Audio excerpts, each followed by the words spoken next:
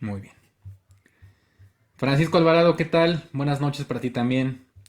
Pues muy bien, hermanos, hermanas, qué gusto que se conecten. Bienvenidos a este espacio. Vamos a orar y luego vamos directamente a la Biblia. ¿Sale? Entonces acompáñame, si puedes, cierra tus ojos y vamos a orar. Padre Todopoderoso, te damos gracias antes que nada por este espacio, Señor. Te damos gracias por tu palabra, te damos gracias por la ministración que nos das mediante el Espíritu Santo. Señor, en esta noche, por favor, dispón nuestros corazones para que sean tierra fértil para tu palabra, para que todos nuestros corazones reciban tu palabra y den fruto abundante según tu voluntad, Señor. Por favor, Señor, que no sea yo el que hable, sino que seas tú. Es muy fácil, Señor, vanagloriarse uno mismo, sin embargo, debemos darte toda la honra y toda la gloria a ti. Entonces te pido, Señor, que esta noche seas tú el que hable y el que ministre. Por Jesucristo nuestro Señor. Amén. Y muy bien, entonces, sin más preámbulo, vamos a la Biblia directamente. Se me olvida, yo estoy acostumbrado a ver aquí la cámara en mi computadora, pero como ahora tengo otra cámara, que es esta que está aquí enfrente de mí, por eso veo tanto aquí. Pero vamos directamente a la Biblia, ¿sale? En nuestra primera lectura, que es del Evangelio según Juan, capítulo 19, versículos 31 al 37. Juan capítulo 19, versículos 31 al 37. Aquí el Señor ya fue crucificado y ocurre lo que vamos a leer y lo que le da título a este mensaje, sangre y agua. Entonces, vamos allá. El Evangelio según San Juan, capítulo 19, versículos 31 al 37. Era el día de la preparación para la Pascua. Los judíos no querían que los cuerpos permanecieran en la cruz en sábado, por ser este un día muy solemne. Así que le pidieron a Pilato ordenar que les quebraran las piernas a los crucificados y bajaran sus cuerpos. Fueron entonces los soldados y le quebraron las piernas al primer hombre que había sido crucificado con Jesús y luego al otro. Pero cuando se acercaron a Jesús y vieron que ya estaba muerto, no le quebraron las piernas, sino que uno de los soldados le abrió el costado con una lanza y al instante le brotó sangre y agua. El que lo vio ha dado testimonio de ello y su testimonio es verídico. Él sabe que dice la verdad para que también ustedes crean. Estas cosas sucedieron para que se cumpliera la escritura: no le quebrarán ningún hueso, y como dice otra escritura, mirarán al que han traspasado. Esta es la palabra del Señor. Muy bien. Entonces, el Señor Jesucristo ha sido ya crucificado y era común en aquellos tiempos, eh, digamos, dar el tiro de gracia a un crucificado. Si no estaba muerto, terminar de matarlo rompiéndole las piernas. Porque de esa forma el crucificado terminaba asfixiándose. Sin embargo, cuando llegan con Jesús y ven que ya está muerto, no le rompen las piernas, sino que el soldado lo traspasa con una lanza, le traspasa el costado y del costado del Señor brotan sangre y agua. Pareciera que es un suceso meramente médico, que no tiene mayor trascendencia, pero en realidad tiene un simbolismo muy profundo y es precisamente de lo que vamos a hablar el día de hoy. Para empezar, entendiendo que la crucifixión es sin duda uno de los métodos de ejecución más dolorosos y agonizantes que han existido en la historia. Sabemos que en el Imperio Romano fue utilizado ampliamente para ejecutar a todo tipo de criminales. Tenemos a pensar incluso que este método, que la crucifixión, ya pasó a la historia.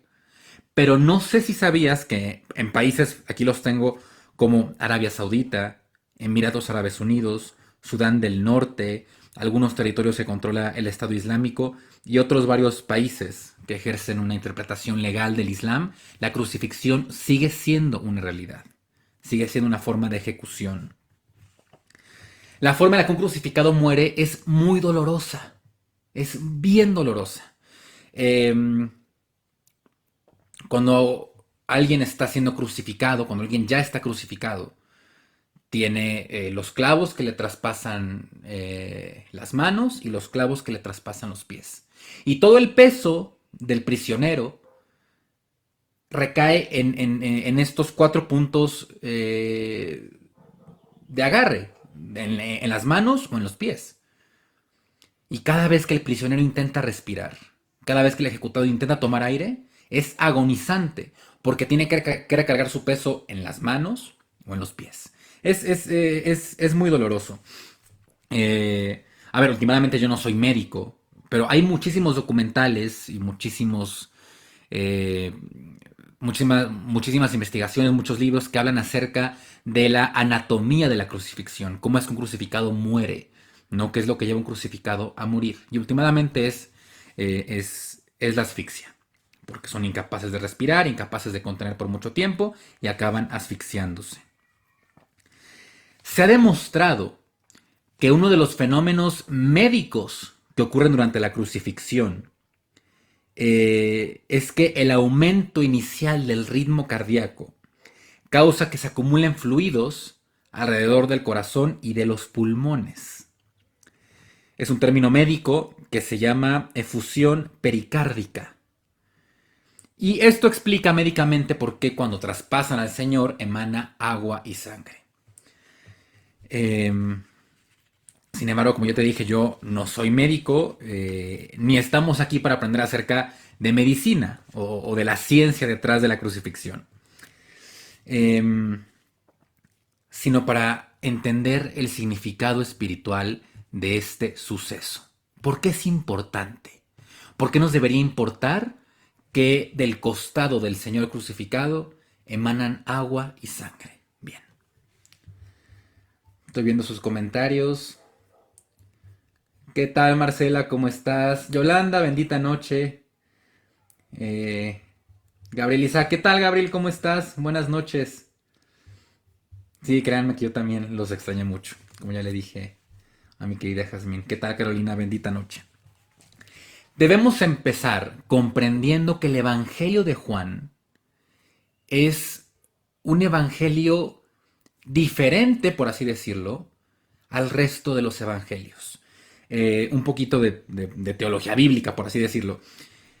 Sabemos que en la Biblia hay 4 evangelios plasmados, es decir, 4 relatos de la vida y obra de Jesús. Estos 4 evangelios fueron escritos respectivamente por Mateo, Marcos, Lucas y Juan. Los 3 primeros, Mateo, Marcos y Lucas, se les conoce como evangelios sinópticos. Sinópticos es una palabra griega que significa literalmente ver juntos o vistos juntos. ¿Por qué? Porque si tú colocas el evangelio de Mateo, de Marcos y de Lucas, puedes compararlos a la par. O sea, relatan la misma historia, obviamente cada uno con sus particularidades y con sus consideraciones, pero tratan la misma historia, abordan prácticamente los mismos temas. Sin embargo, el Evangelio de Juan es diferente en ese aspecto. El Evangelio de Juan no es un evangelio sinóptico.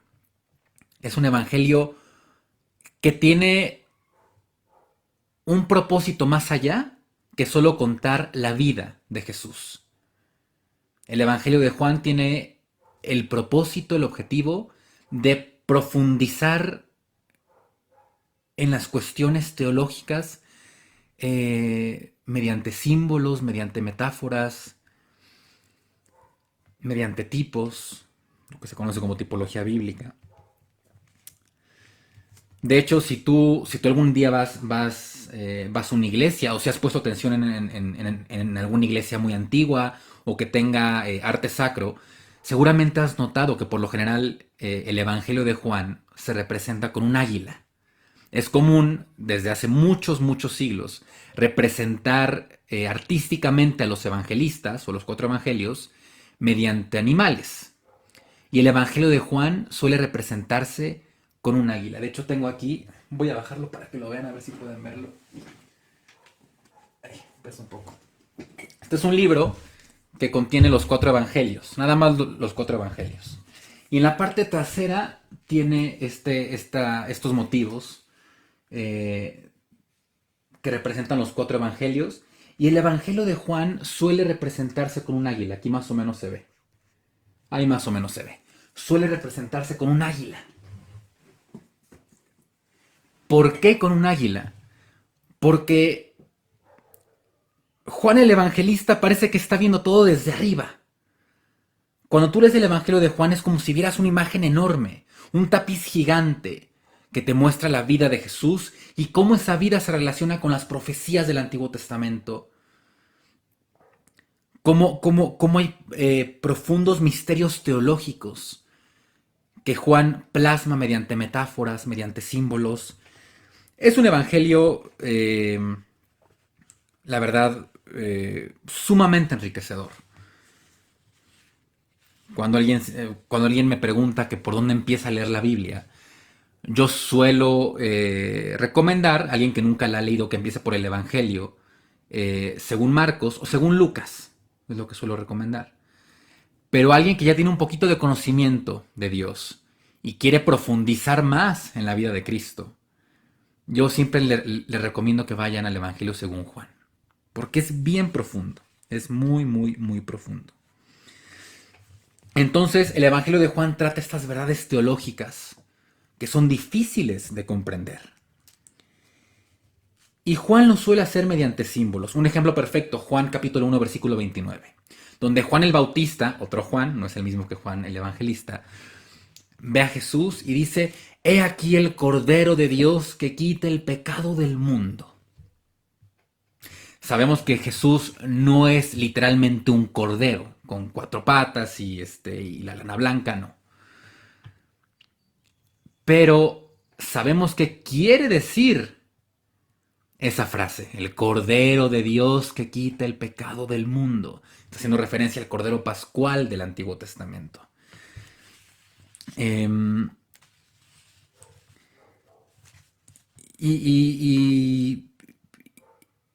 Vaya, imágenes como estas están en todo el Evangelio de Juan. La escalera celestial, la serpiente de cobre, la vid y las ramas. Son señales, son símbolos que ayudan a comunicar realidades y verdades espirituales.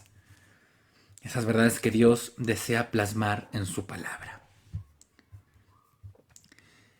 La primera lectura que hicimos hoy, Juan 19, del 31 al 37, nos cuenta cómo salen del costado del Señor agua y sangre. Para empezar, debemos comprender que no es meramente un símbolo tampoco. Es algo que pasó. Del costado de Jesús emanaron literalmente agua y sangre, que significan algo, pero ocurrió. Y lo sabemos porque Juan el Evangelista pone mucho énfasis en ello. Si vamos al texto otra vez, en el versículo, ahorita te digo en qué versículo. Aquí. En el versículo 35, Juan como que hace una pausa en lo que está relatando y él mismo dice: el que lo vio, o sea yo, ha dado testimonio de ello. Y su testimonio es verídico. Él sabe que dice la verdad para que también ustedes crean. Entonces pasó, sí, claro que pasó. No es meramente simbólico. Pero hay un significado teológico muy importante. Hay 3 aspectos de este episodio bíblico que me gustaría abordar. El primero, el aspecto profético. Juan nos hace saber que no es fortuito, no es casualidad que traspasaran a Jesús con la lanza. No es casualidad. El soldado que lo hizo sin darse cuenta cumplía una profecía. Vamos a Éxodo capítulo 12, versículo 46. Éxodo capítulo 12, versículo 46. El Éxodo que relata la historia de la salida del pueblo de Dios de Egipto. Cómo sale del cautiverio ese pueblo hacia la tierra prometida. Éxodo capítulo 12, versículos 46. dice este pasaje. La Pascua deberá comerse en casa, y de allí no se sacará ni un solo pedazo de carne, tampoco se le quebrará ningún hueso. Tampoco se le quebrará ningún hueso al animal sacrificado. Sabemos que ese cordero pascual, ese cordero que se consume en el Antiguo Testamento, es solamente un tipo, un símbolo de lo que habría de venir.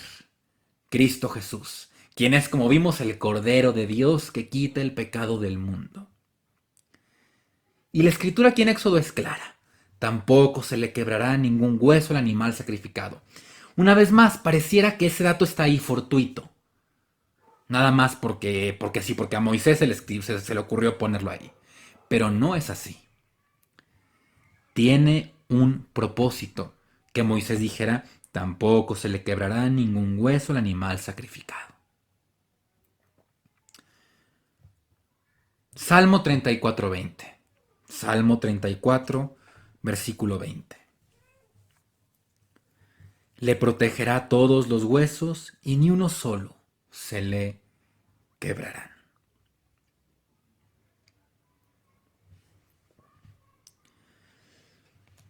A través de este símbolo, Juan el Evangelista nos hace ver cómo Jesús es el Mesías profetizado, cómo Jesús es el Mesías esperado desde antiguo, cómo Jesús cumple con todas las profecías.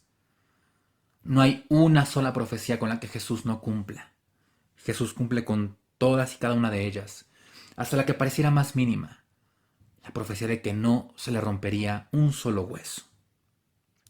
Entonces, ese es el primer aspecto, el aspecto profético.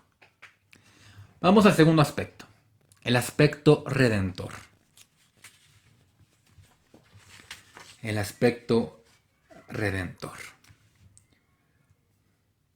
Dice Isidro, el sacrificio era perfecto en Jesús, exactamente. Por eso ya no hacía falta, ya no hace falta sacrificar animales o sacrificar corderos, porque Jesús ya se ofreció una vez y para siempre por nuestros pecados en la cruz. Dice la hermana Yolanda, también se cumple la profecía de Salmos 34:20, claro. Lo que estamos platicando. Se cumple también la profecía de Salmos 34:20. Bien, ahora el aspecto redentor de la herida en el costado del Señor. El aspecto redentor está simbolizado en la sangre, en esa sangre que debía ser derramada. El Señor nos compra mediante el sacrificio. El Señor nos compra mediante su sangre. La sangre del justo, la sangre del Mesías, redime y limpia del pecado. Hebreos capítulo 9, versículo 22. Hebreos capítulo 9, versículo 22.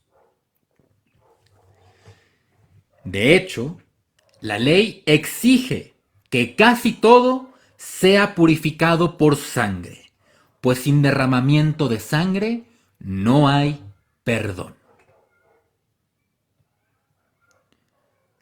La ley exige que casi todo sea purificado por sangre, pues sin el derramamiento de sangre no hay perdón. Hay un aspecto redentor en la sangre que se derrama.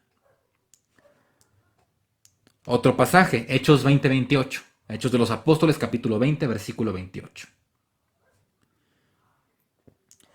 Tengan cuidado de sí mismos y de todo el rebaño sobre el cual el Espíritu Santo los ha puesto como obispos para pastorear la iglesia de Dios, que Él adquirió con su propia sangre. El Señor Jesús nos compra a precio de sangre. Ese fue el precio que pagó por nuestros pecados. El precio que nos correspondía a nosotros, pero que Él libremente pagó en su gran misericordia. En Marcos, en el Evangelio según Marcos, dice: Seguramente te lo sabes. No recuerdo si es Marcos 10:45 o 10:46. Pues el Hijo del Hombre no vino al mundo a ser servido, sino a servir y a dar su vida como rescate por muchos. Como rescate. El Señor nos rescata del pecado mediante su propia sangre. Y eso es lo que significa la sangre derramada. La redención. La redención. El rescate. Redención es una palabra que proviene del latín, redemptio. ¿Qué significa rescate?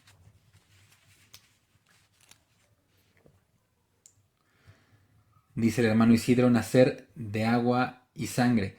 Yo creo que usted, hermano, lo que se refiere es nacer de agua y del Espíritu, que es lo que dice el Señor Jesús en Juan capítulo 3.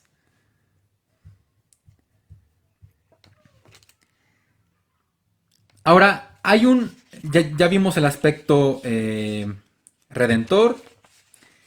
Ya me hice aquí bolas con mis notas para variar. Ya vimos el aspecto profético, el aspecto redentor. Y ahora vamos al tercer aspecto, que a mí es el que más me llama la atención, porque es el que menos se habla. Ya todos sabemos que sí, bueno, que el Señor nos compra mediante sangre, que el Señor da su vida como rescate por muchos, etcétera. No está mal repetirlo, no, de hecho hay que repetirlo para que lo tengamos bien claro, para que sepamos las implicaciones de nuestra redención. Sin embargo, hay un tercer aspecto en toda esta narrativa que me llama mucho la atención, el aspecto medicinal. Por medicinal no hablo de ciencia, hablo de lo que trae salud, de lo que trae vida. En esta parte del mundo, en Occidente, moldeados mucho por la idiosincrasia que se ha jugado durante gran parte de la historia, tendemos a ver la crucifixión como un mero acto legal. Somos muy legalistas para eso aquí en esta parte del mundo. Como que todo lo vemos muy encuadrado, ¿no? En el marco legal, todo lo vemos como una transacción. Y estamos acostumbrados a ver de esa manera el sacrificio de nuestro Señor, como una mera transacción legal. Que no es incorrecto. Esto que sí quiero resaltarlo, no es incorrecto. Sí hay un aspecto legal en la redención, en el sacrificio de Jesús. Después de todo, como lo vimos, la palabra redención, la palabra rescate son términos meramente legales. Hay un aspecto legal en ello, sí. Pero hay un aspecto medicinal. No es el sacrificio de nuestro Señor una mera transacción legal. El pecado, finalmente, es como una enfermedad. Una enfermedad que nos aparta de Dios, quien es la fuente de vida últimamente.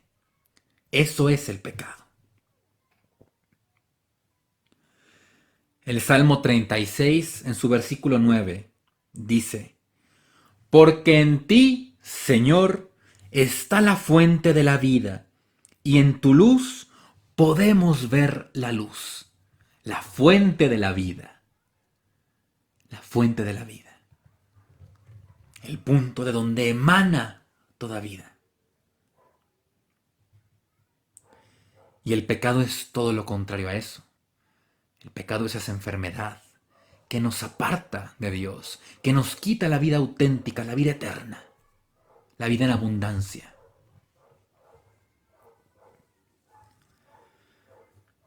Y el agua que sale del costado del Señor, recordemos que sale sangre y agua, el agua que sale del costado simboliza esa vida nueva que el Señor nos otorga.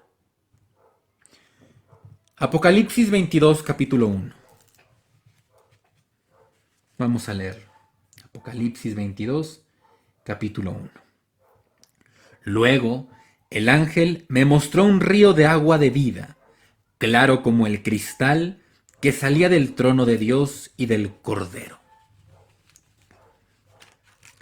Eso es lo que simboliza el agua, la vida que proviene de Dios como fuente de vida.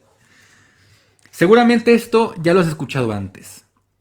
Estrictamente hablando, pecado, la palabra pecado etimológicamente hablando, significa errar al blanco o errar la meta. ¿Qué hacen Adán y Eva cuando pecan? ¿Qué pasa cuando pecan? ¿Qué es lo que ocurre? Adán y Eva cuando pecan apartan su vista de Dios, quien es la fuente de vida. Y como consecuencia natural, si apartamos nuestra vida, si apartamos nuestra mirada de aquel que es vida en sí mismo, de aquel que es fuente de vida, solo una cosa puede venir, y eso es la muerte. No es más que la consecuencia natural de apartarnos de aquel que otorga la vida, de aquel que es autor de la vida, de aquel que es vida en sí mismo. Apartarnos de eso solo puede traer como consecuencia la muerte. Y el agua que emana del costado del crucificado representa la vida en abundancia que el sacrificio del Señor nos concede. La vida nueva a la que somos llamados, la vida eterna de la que vamos a gozar. El agua representa la vida, la sangre representa la redención, el rescate, lo que había que pagar por nuestros pecados. La sangre y el agua que proceden del costado del Señor, de su herida, muestran los dos aspectos más importantes de la muerte del Señor: la redención y la vida que proviene como consecuencia de esa redención, la impartición de vida.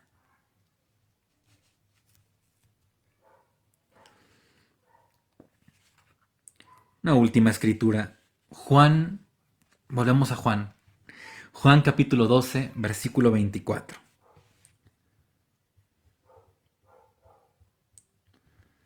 Vayan buscando Juan 12, 24, mientras voy leyendo sus comentarios, a ver qué dicen. Dice la hermana Yolanda, si no estamos en Cristo estamos muertos. Completamente cierto, completamente cierto. Si no estamos en Dios, que es vida en sí mismo, solamente la muerte nos puede deparar. Es así de claro. Dice Marisol Toribio, Jesús es vida eterna completamente. Amén a eso, hermana.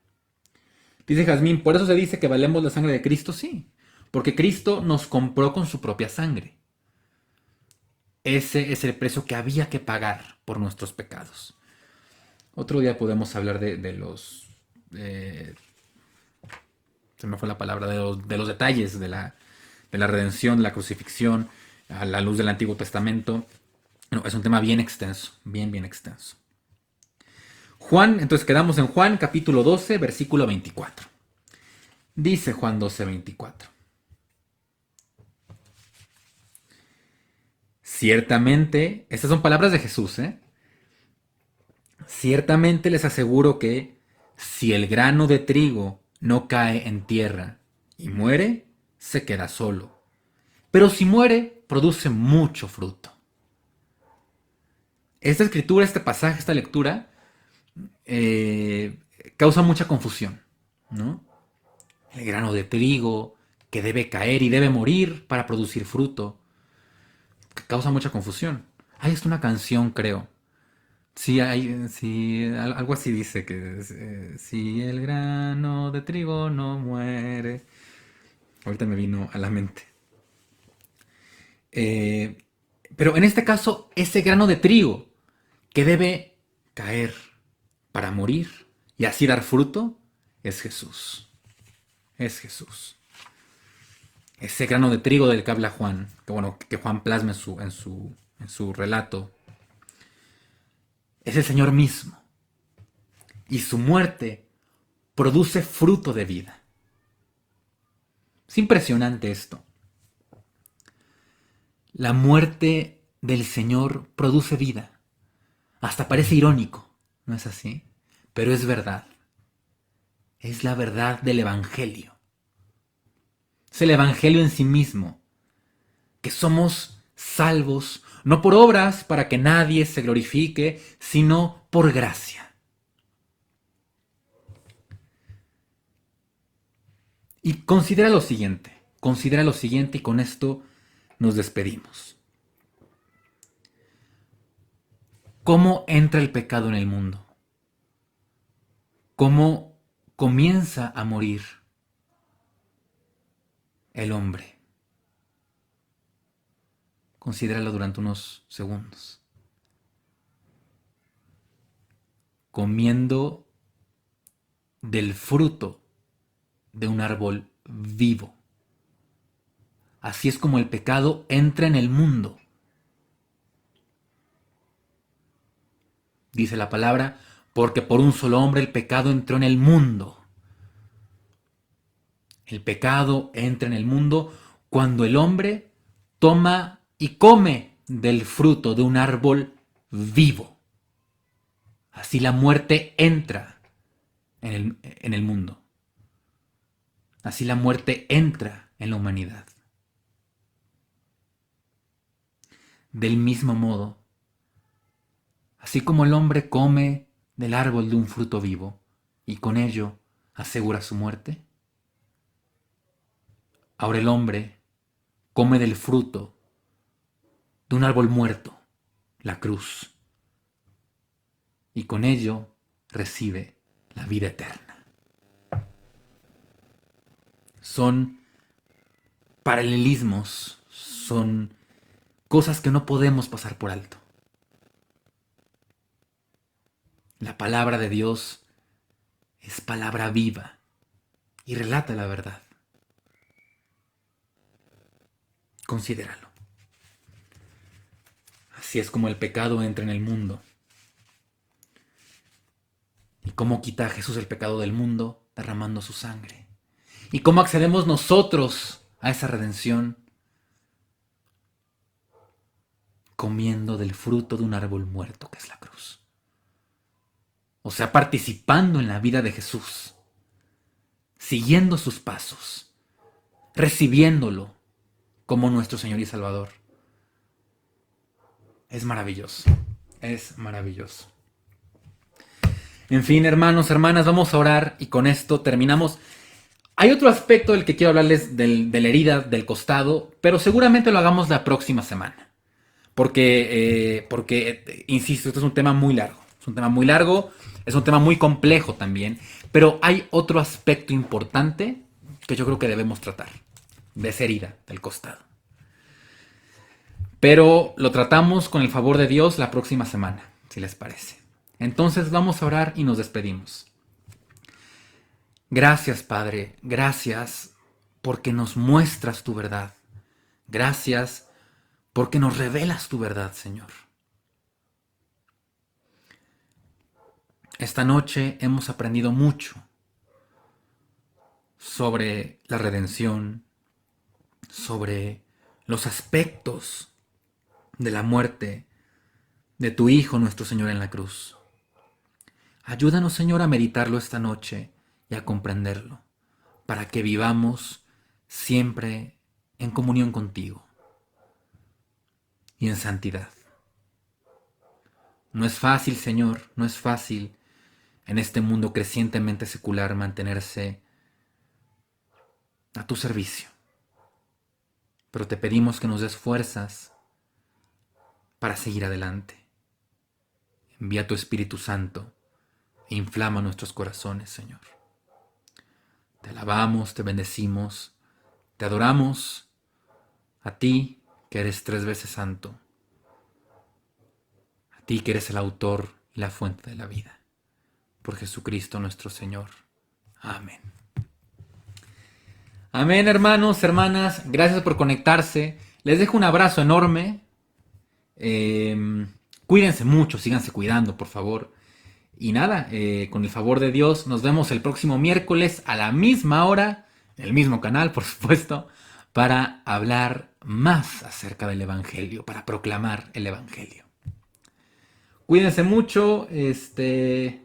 Bendiciones para todos ustedes. ¿Qué tal, Zuli? Bendiciones. Eh, Gabriel Isaac, gracias a ti. Carolina, bendiciones. Zuli, Luis, bendiciones para todos ustedes. Gina, gracias por conectarte como siempre. Bendiciones. Marisol, bendita noche. Cuídense mucho, les dejo un abrazo enorme. Eh, que Dios los bendiga muchísimo. Y nada, con el favor de Dios, nos vemos el próximo miércoles. Cuídense, nos vemos. Bonita noche a todos.